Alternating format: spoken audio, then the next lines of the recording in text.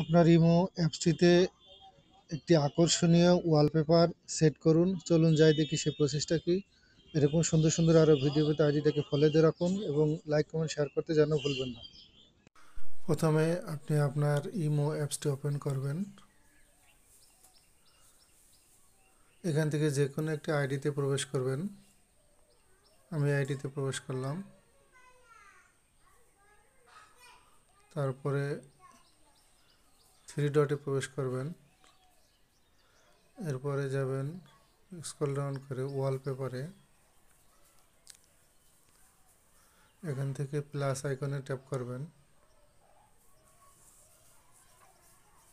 তারপর গ্যালারিতে যে আপনার যে কোনো পছন্দের একটি পিকচার এখানে নেবেন। আমি এই পিকচারটি পছন্দ করলাম।